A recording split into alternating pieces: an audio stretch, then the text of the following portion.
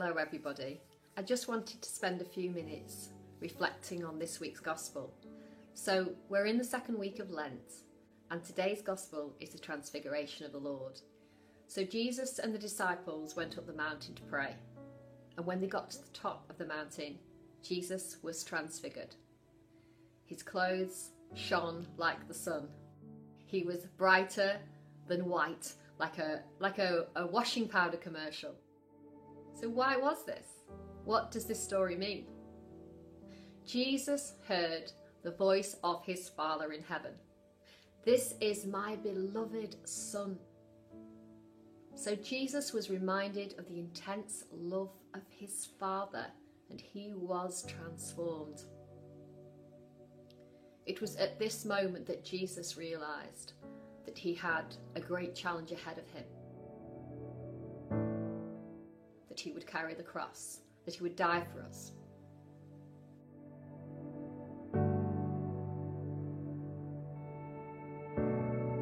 But he was also reminded that his Father was there with him and loved him so much.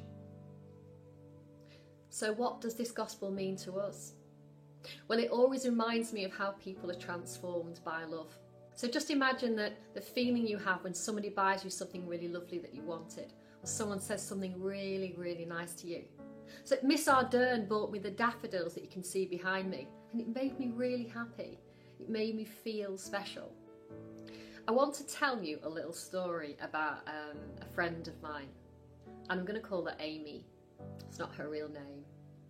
So many, many years ago, I was doing some research into how young people learn, the best way in which they learn, particularly for performance.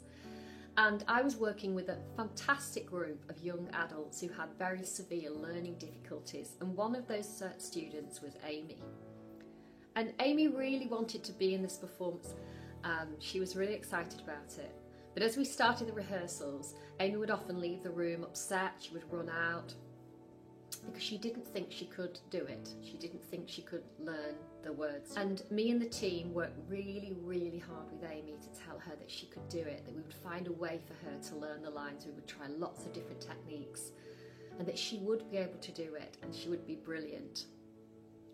So when it came to the day of the performance, we surprised the students by telling them that we were going to go and perform at this venue.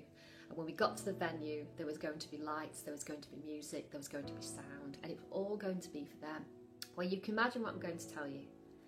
Amy got on the stage. She saw her family in the audience who'd come to support her, and she was brilliant. She remembered every word. She remembered the dance, and she was totally transformed. And at the end of the performance, her brother came up to me and said to me, "I've never really seen Amy like that before. I see Amy in a completely different light for the first time." And I always remember that story, and it always reminds me of this gospel, because Amy was transfigured by this attention, this love, this care. And I want you to take that story with you this week and this gospel reading and think how your words and your actions can transform other people and help them.